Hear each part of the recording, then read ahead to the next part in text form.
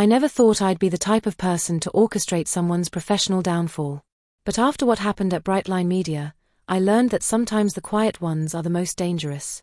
My name is Sarah, and I spent 4 years building what I thought was a solid career at a mid-sized marketing consultancy in Chicago. Brightline Media specialized in digital marketing for B2B tech companies, and I'd worked my way up from junior account coordinator to senior account manager. I was good at my job, really good.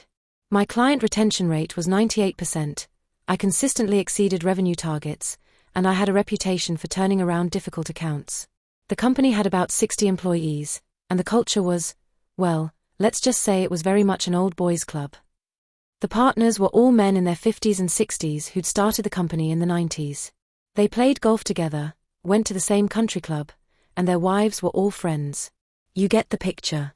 But I didn't let that discourage me. I kept my head down, did excellent work, and built genuine relationships with my clients. I figured merit would speak for itself eventually. I was wrong.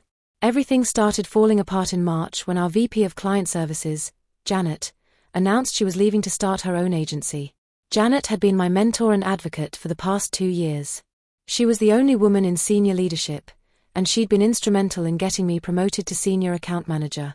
With Janet gone, there was suddenly a VP-level opening. The role would oversee all client relationships, manage a team of 8 account managers, and report directly to the managing partner. It was exactly the kind of position I'd been working toward. I had every reason to believe I'd be considered. My numbers were stellar, my clients loved me, and I'd essentially been doing half of Janet's job anyway when she got swamped. I'd managed crisis situations, led new business pitches, and even trained newer account managers. So when managing partner Robert Morrison called me into his office for what I assumed would be a promotion discussion, I was excited. "Sarah, thanks for coming in," he said, gesturing to the chair across from his massive mahogany desk. His office was exactly what you'd expect: leather-bound books, golf trophies, and photos of him with various politicians and business leaders. "Of course, Mr. Morrison. I wanted to talk to you about the VP position and..."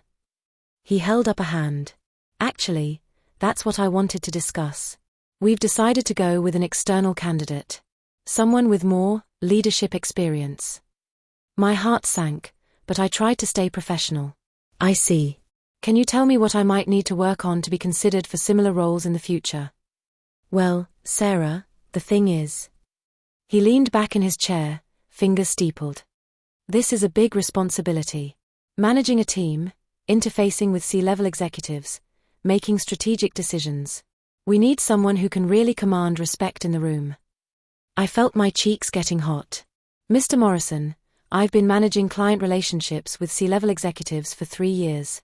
The Hartwell account alone generates $2.3 million annually, and I've grown it by 40% since taking it over. That's excellent account management, Sarah. But this is different. This is leadership.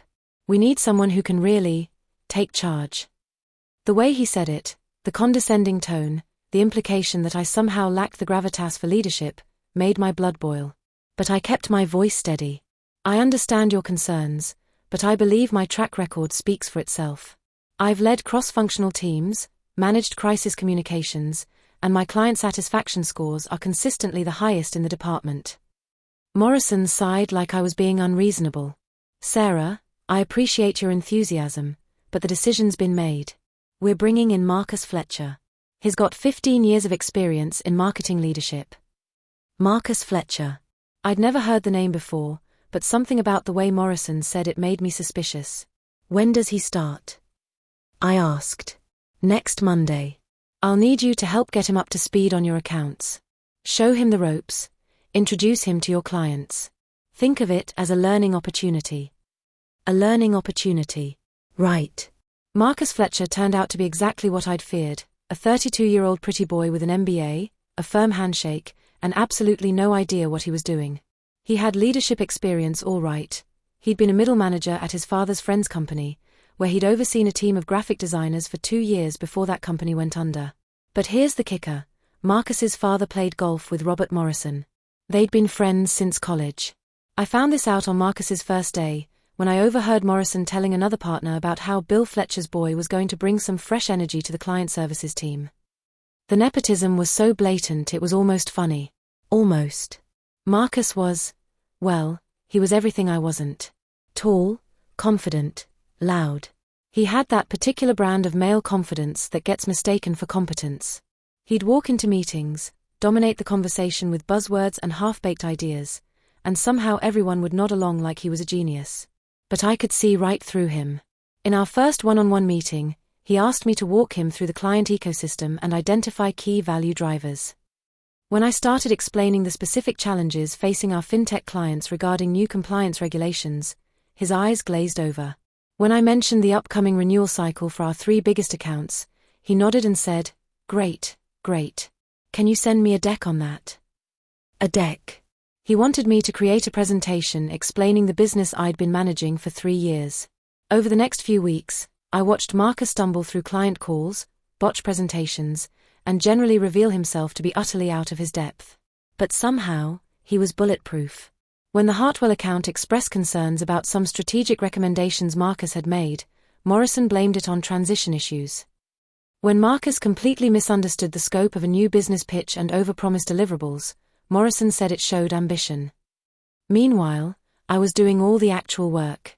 I was fixing Marcus's mistakes, managing his calendar, and essentially ghostwriting his emails. I'd become the VP of Client Services in everything but title and salary. And the salary part really stung. I eventually found out through a friend in HR that Marcus was making $180,000, nearly double what I was making as a senior account manager. The final straw came in May, during our quarterly client review meeting. This was a big deal. All the partners would be there, along with the department heads and senior account managers. We'd present updates on major accounts, discuss growth opportunities, and set strategy for the next quarter. I'd prepared extensively for this meeting. I'd put together detailed analyses of all my accounts, identified expansion opportunities worth over $3 million in potential new business, and developed strategic recommendations for improving client retention across the department. But when I arrived at the conference room, I found Marcus presenting my analysis. Word for word. He'd taken the deck I'd sent him for review and was presenting it as his own work. As you can see, Marcus was saying, clicking through slides I'd spent hours perfecting, we have significant opportunity to expand our relationship with Hartwell Industries. By positioning ourselves as strategic partners rather than just service providers, we can increase our annual contract value by 35%. I sat there, stunned. The partners were nodding approvingly. Morrison was beaming like a proud father. "Excellent work, Marcus," said Jim Anderson, one of the senior partners. "This is exactly the kind of strategic thinking we need in this role."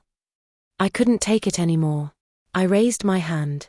"Actually, Jim, I'd like to add some context to those projections. Since I manage the Hartwell relationship directly, I can speak to some of the implementation challenges we might face." Marcus shot me a warning look. "Thanks, Sarah, but I think we've got it covered. Maybe we can discuss the operational details offline." Operational details. Like understanding the client was somehow beneath the strategic vision. But Morrison was already moving on. "Great presentation, Marcus. Sarah, excellent support as always.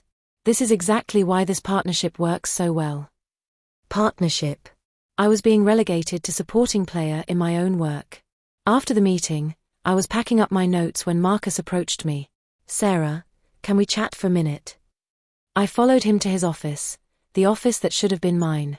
He closed the door and sat behind his desk, forcing me to stand.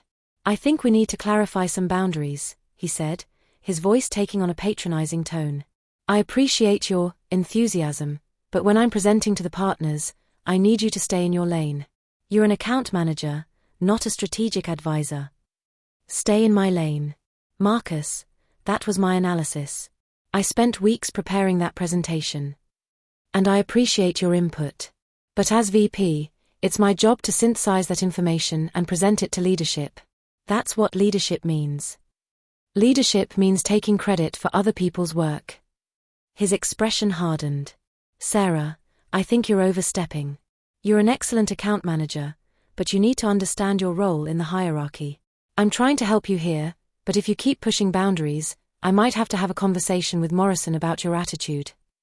There it was. The threat wrapped in fake concern. "I see," I said quietly. "Good. I'm glad we understand each other. Now, Can you get me updated projections for the Hartwell renewal? I want to review them before my call with their CEO tomorrow. My call with their CEO. The CEO I'd been working with for 2 years.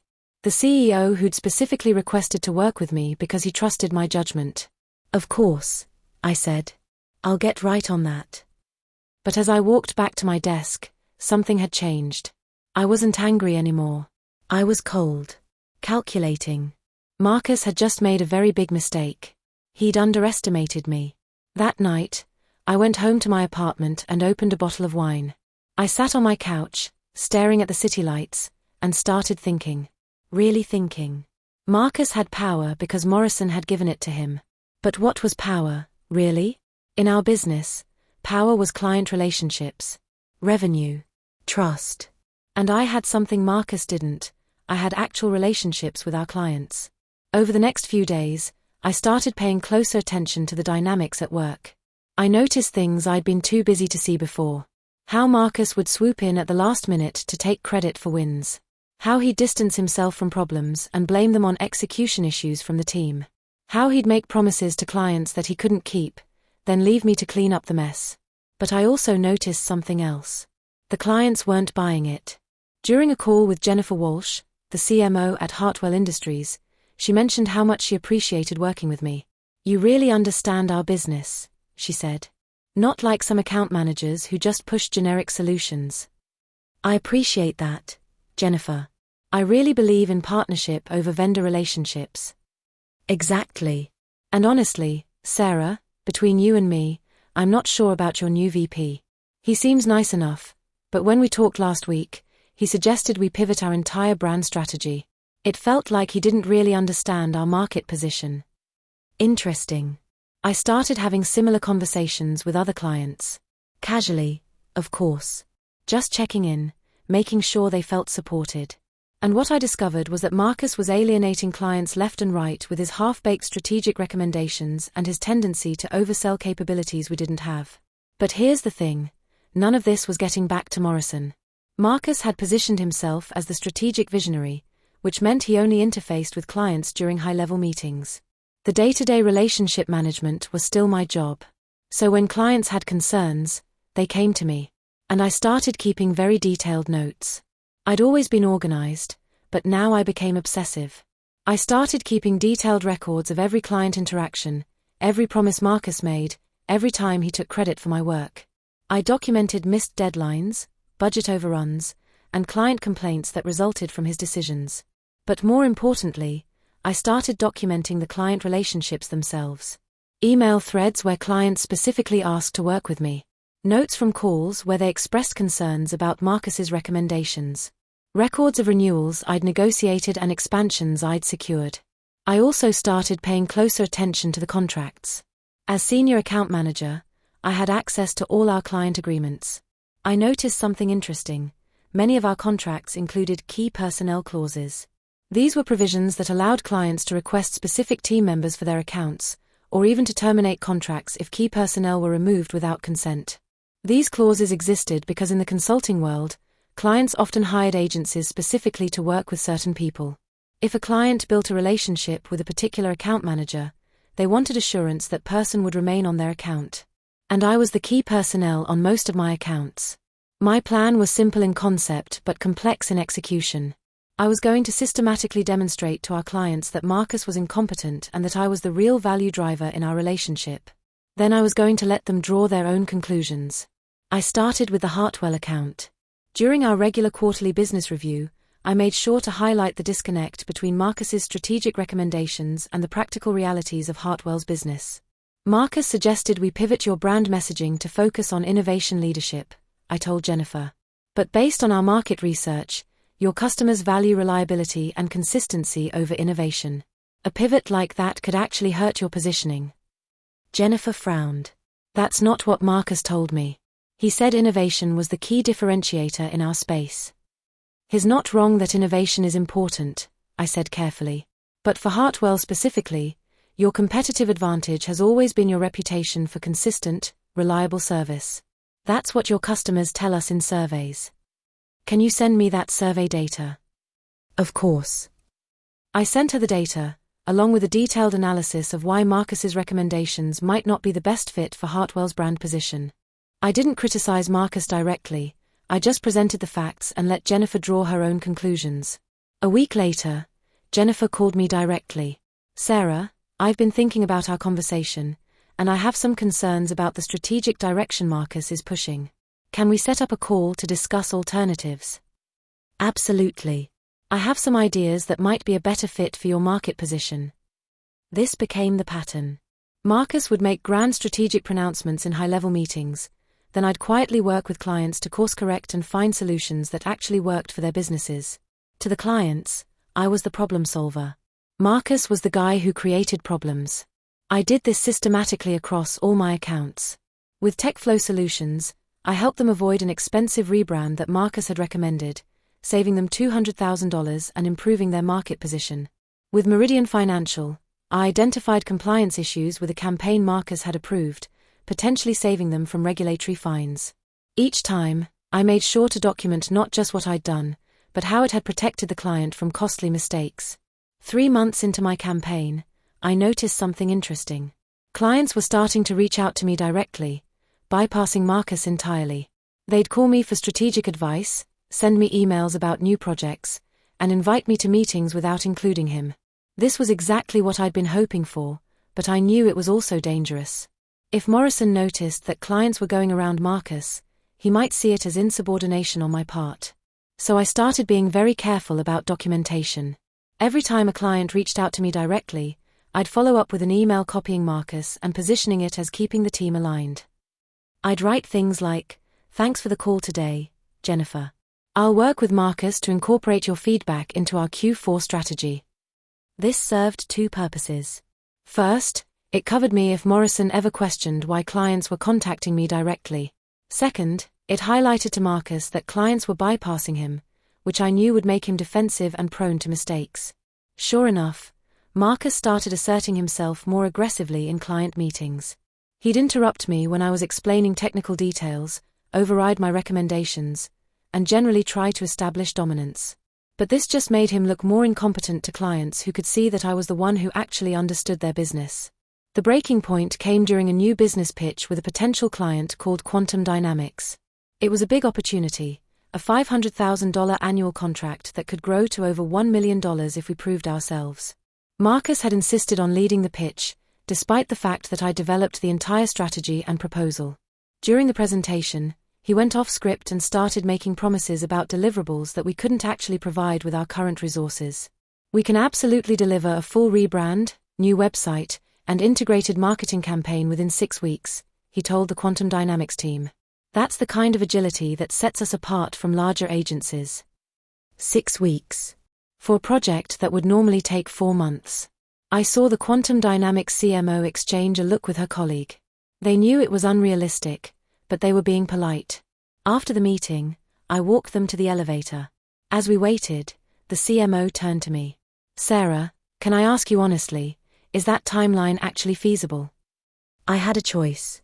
I could back up Marcus and hope we could somehow pull off a miracle, or I could be honest with the client and risk undermining my boss. "Between you and me, that's an extremely aggressive timeline for a project of this scope," I said. "I'd want to set proper expectations about what we can realistically deliver in 6 weeks versus what might need to be phased over a longer period." She nodded. "I appreciate your honesty. Would you be the primary point of contact on this account?" "I'd be the senior account manager, yes." "Good. We'll be in touch." 3 days later, Quantum Dynamics called. They wanted to move forward with the contract, but they had one condition. They wanted it written into the agreement that I would be the primary account manager, and that I couldn't be removed from the account without their written consent. Marcus was furious. "They're trying to dictate our internal staffing decisions," he complained to Morrison. "We can't set a precedent of letting clients choose their account managers." But Morrison was looking at a $500,000 contract. "If that's what they want, give it to them," he said. "Sarah's a solid account manager. What's the problem?" The problem, of course, was that Marcus was losing control of the relationship.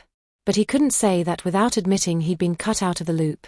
Once word got out that Quantum Dynamics had specifically requested me as their account manager, other clients started making similar requests. Hartwell Industries sent a formal letter asking that I be designated as their primary point of contact. TechFlow Solutions included a key personnel clause in their contract renewal, naming me specifically. Within 2 months, I had 6 clients who had contractual requested to work with me exclusively. And these weren't small accounts. Together, they represented over $4 million in annual revenue. Marcus tried to fight it, but he was in an impossible position. He couldn't complain too loudly about clients wanting to work with me without admitting that they didn't want to work with him. And Morrison wasn't going to risk losing $4 million in revenue over internal politics. But I knew this was just the beginning. The real test would come during renewal season. October through December was renewal season for most of our major accounts. This was when clients would decide whether to continue working with us, and it was traditionally when Marcus would swoop in to take credit for successful renewals. But this year was different. This year, the clients were renewing specifically to work with me. The first sign came from Hartwell Industries. Instead of the usual contract renewal, they sent a new 3-year agreement with a 30% increase in annual fees. The contract included a clause stating that Sarah Mitchell, me, would serve as their primary account manager for the duration of the agreement. When Morrison saw the contract, he was ecstatic. "This is exactly what we need," he told Marcus. "Long-term stability with premium pricing." But Marcus was reading the key personnel clause. "This is problematic," he said. "What if Sarah leaves? What if we need to restructure the team?" "Then we'll deal with that when it happens," Morrison replied. "Right now, we've got a client who's willing to pay premium rates for 3 years. That's good business." The same pattern repeated with account after account. TechFlow Solutions renewed with a 25% increase. Meridian Financial extended their contract and expanded their scope of work. Even smaller clients were renewing at higher rates and specifically requesting to work with me. By the end of November, I had personally secured over $6 million in renewals and expansions. It was the best renewal season the company had ever had. But there was a problem. All of these contracts were tied to me personally. If I left, the clients would have grounds to terminate their agreements. Marcus finally understood what was happening. During a tense meeting in December, he confronted me directly. "You've been sabotaging me," he said. "You've been working behind my back to steal my clients." "They're not your clients, Marcus. They're the company's clients. And they're choosing to work with the person who delivers results. You're being insubordinate. I'm going to talk to Morrison." "Go ahead," I said. "But you might want to think about what you're going to tell him. Are you going to complain that our clients are too happy with their service? That they're renewing at higher rates? That they're expanding their relationships with us?" He didn't have an answer for that. The confrontation with Morrison came in January. Marcus had finally worked up the courage to complain about my insubordination and attempts to undermine his authority. Morrison called me into his office on a Thursday morning. He looked tired and frustrated. "Sarah, I need to talk to you about some concerns Marcus has raised." "Of course. What can I help clarify?" "He feels like you've been working around him. Going directly to clients, making decisions without his input. He's concerned about chain of command." I'd been preparing for this conversation for months. I pulled out a folder I'd been carrying. "Mr. Morrison, I have some documentation that might be helpful." I handed him a summary sheet. "This shows the client retention and revenue numbers for the past year. As you can see, we retained 100% of our major accounts and increased total revenue by 43%. He scanned the document, nodding. "These are excellent numbers." "Thank you. Now, here's what I think Marcus might be concerned about." I handed him another document. "These are the key personnel clauses in our major contracts. 6 of our biggest clients have specifically requested to work with me, and their contracts are contingent on my involvement." Morrison's expression changed as he read. "I wasn't aware we had so many key personnel clauses. The clients requested them. They wanted assurance that their primary point of contact wouldn't change without their consent." I paused, letting that sink in. "Mr. Morrison, I've never done anything to undermine Marcus's authority. But I have always prioritized our clients' needs and our company's success." "What exactly are you saying, Sarah?" "I'm saying that our clients are happy, our revenue is up, and our retention is perfect. If Marcus feels undermined by that success, maybe we need to examine why." Morrison was quiet for a long moment. These contracts, if you were to leave, what would happen? The clients would have grounds to terminate. Most of them probably would. They've made it clear they're working with Brightline Media because they're working with me. It was a statement of fact, not a threat. But Morrison understood the implications. I see, he said finally. Well, keep up the good work, Sarah. I'll talk to Marcus about focusing on the big picture. 2 weeks later, Marcus Fletcher tendered his resignation. The official story was that he'd found a better opportunity at another firm. The unofficial story was that Morrison had made it clear his position was no longer tenable. A week after Marcus left, Morrison called me into his office again. Sarah, I've been thinking about the VP position. I know we went external last time, but I'm wondering if you might be interested. I pretended to consider it. I appreciate the offer, Mr. Morrison, but I'd want to make sure I can continue to maintain the client relationships I've built. That's always been my priority. Of course. The clients trust you, and that's valuable. We'd want to build on that foundation. I'd also want to discuss compensation. If I'm going to be responsible for $6 million in annual revenue, I think my compensation should reflect that contribution. Morrison nodded. What did you have in mind? I named a figure that was 40% higher than what Marcus had been making. Morrison didn't even blink. Done. When can you start? I've been ready for a while, I said. I've been VP of Client Services for 6 months now, and the department has never been stronger. We've added 4 new major accounts, expanded relationships with existing clients, and increased our annual revenue by 60%. My team respects me because I know the business inside and out. I've promoted 2 of the senior account managers and hired 3 new people to handle our growth. More importantly, I've created a culture where actual competence is valued over politics. Marcus, as it turns out, lasted exactly 4 months at his new job before being restructured out. Word travels fast in our industry, and his reputation preceded him. He's now working for a small agency in Milwaukee, making about half what he was making here. I don't feel bad about it. Marcus made his own choices. He chose to take credit for work he didn't do. He chose to underestimate me. He chose to threaten me instead of learning from me.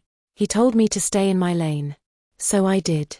But he never bothered to find out that my lane was a highway, and I knew every shortcut, every exit, and every destination. Sometimes the quiet ones are the most dangerous. And sometimes, the best revenge is simply being undeniably good at your job.